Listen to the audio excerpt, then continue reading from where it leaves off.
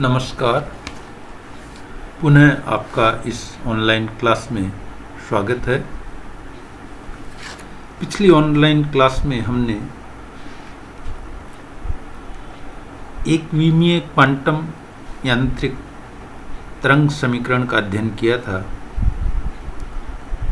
जैसा कि मैंने आपको बताया था, del psi upon del T equals to I H cross upon twice M delta 2 psi upon del x square, ये एक विमीय क्वांटम यांत्रिक तरंग समीकरण या श्रोडिंगर समीकरण को व्यक्त करती है। और इसमें ये जो अवकल समीकरण है del psi upon del T equals to gamma delta 2 psi upon del x square, इसमें जैसा कि मैंने पहले पिछली ऑनलाइन क्लास में आपको बताया था, गामा का मान अगर i H cross upon twice m हो तो ये अवकल समीकरण श्रोडिंगर समीकरण की भांति व्यवहार करती है। और इसका जो सॉल्यूशन है वो कोस के एक्स माइनस ओमेगा टी या साइन के एक्स माइनस ओमेगा टी या ई की पावर आई iota K X minus omega T या ई की power minus iota K X minus omega T, इसमें से कोई भी एक हो सकता है। आज हम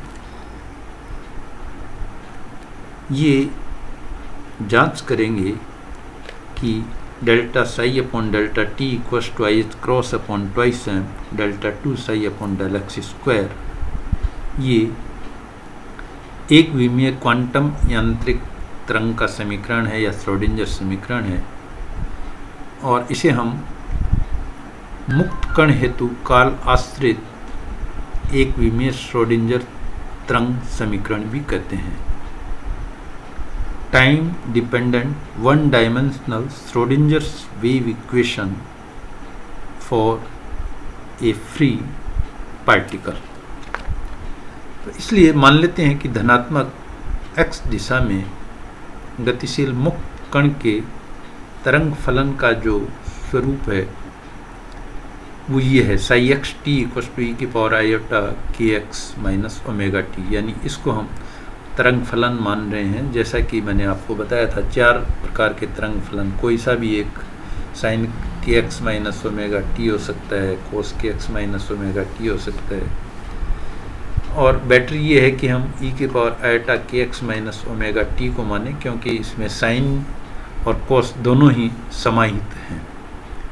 और अगर एक्स दिशा में गतिशील कण है तो उसके लिए, अगर माइनस एक्स दिशा में हो तो उसके लिए हम ई की पावर माइनस आयोटा मान सकते हैं। लेकिन अगर हम धनात्मक दिशा में गतिशील कण को मान रहे हैं तो उसके लिए बैटरी ये है कि हम तरंग फलन जो है उसको psi X T equal to E की power iota K X minus omega T से रिप्रेजेंट करें। और चूंकि P equal to H cross K होता है, E equal to H cross omega होता है, इसलिए K का जो मान है वो हो गया P अपॉन एच क्रॉस, और ओमेगा का जो मान है वो हो गया E अपॉन एच क्रॉस। इसलिए के और ओमेगा के मान इसमें सब्स्टिट्यूट कर दें तो ये हो गया ई की power iota H cross into P X minus E T. और चूंकि ये तरंग समीकरण का हल है, इसलिए ये तरंग समीकरण को सेटिस्फाई करना चाहिए।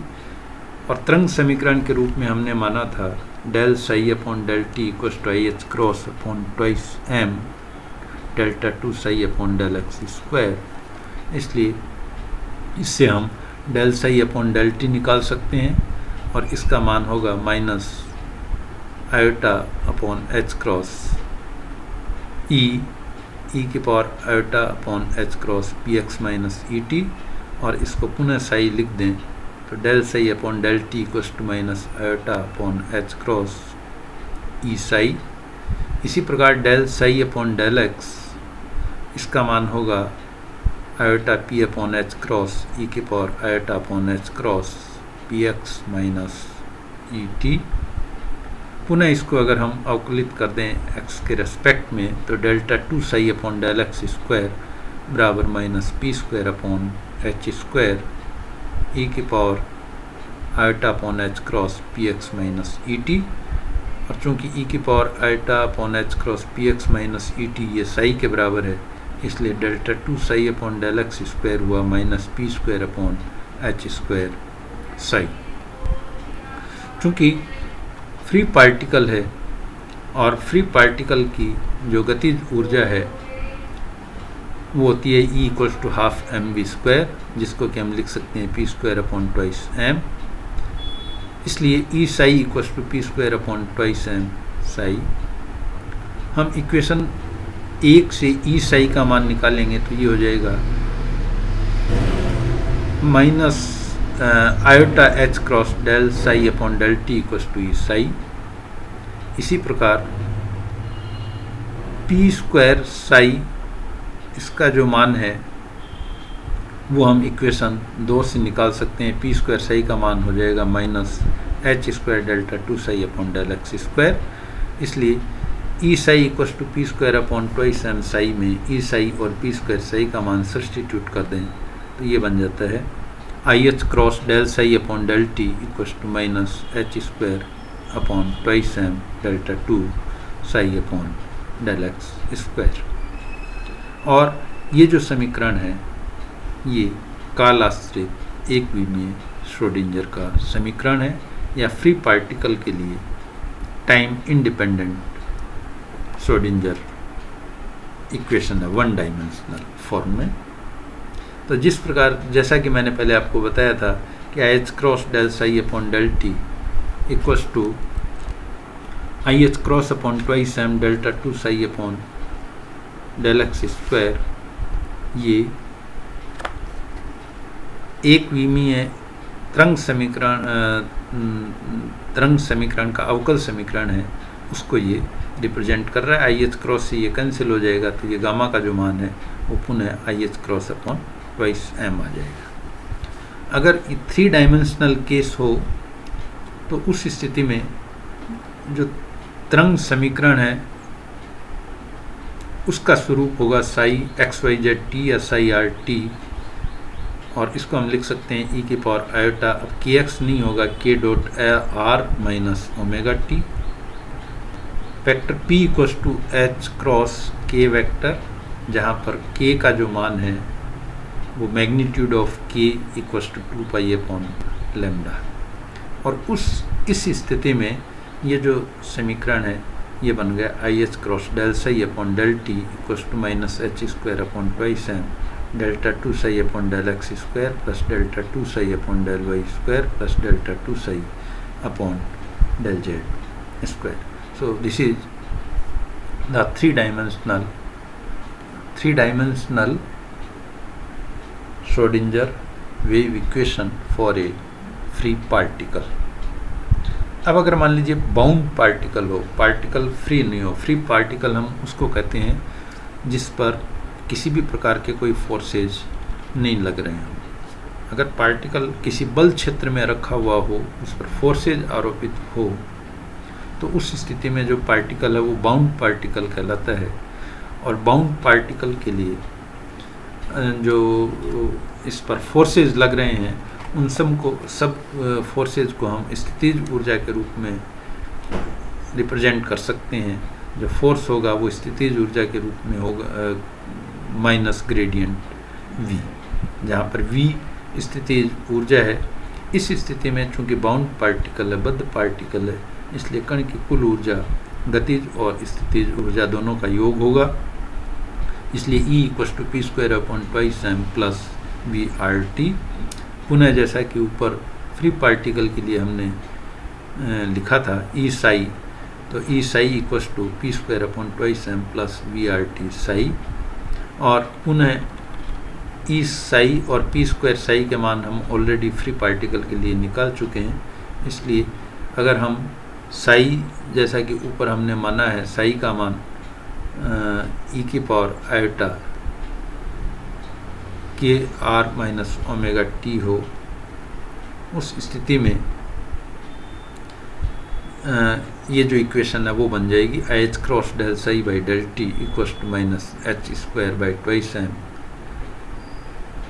Laplacian psi plus we R T psi. और ये जो इक्वेशन है ये बाउंड पार्टिकल के लिए या किसी बल क्षेत्र में कण के लिए कालाश्रित श्रोडिंजर समीकरण कहलाती है। अब प्रश्न उठता है कि इस श्रोडिंजर समीकरण का, तरंग समीकरण का जो टाइम इंडिपेंडेंट फॉर्म है वो क्या होगा। अगर इस इक्वेशन को इस फॉर्म में i H cross del psi upon del t की फॉर्म में लिखा जाए तो ये समय आश्रित श्रोडिंजर या कालाश्रित श्रोडिंजर समीकरण कहलाती है। अगर इसे कालमुक्त रूप में लिखना हो टाइम इंडिपेंडेंट फॉर्म में तो चूंकि जो साई है वो आर और टी दोनों का फंक्शन है तो हम मान लेते हैं कि फाई है वो सिर्फ टी का फंक्शन है और यू जो है वो सिर्फ आर का फंक्शन है। ये एक्चुअली जो मेथड है ये method of separation of variables कहलाता है, चरों के पृथक्करण की विधि कहलाती है। चूँकि साई दो चरों पर निर्भर कर रहा है आर और टी पर, इसलिए दोनों को अलग अलग हम ये कह दें कि सिर्फ फाई टी का फंक्शन है, यू आर का फंक्शन है, तो हम लिख सकते हैं psi r t equals to phi T U are. और अब अगर हम साई का मान इसमें सब्सटीट्यूट कर दें I H cross del psi upon del T बराबर minus H square upon twice M Laplacian psi plus we R T psi में, तो ये हो जाएगा I H cross U R del phi upon del T, क्योंकि psi है वो यहाँ सिर्फ टी का फंक्शन है तो यू है वो एक तरीके से कांस्टेंट होगा, सिर्फ टी फाई है वो टी का फंक्शन है, इसलिए del phi upon del T बराबर minus H square upon twice M phi T laplacian U plus we R phi T U are.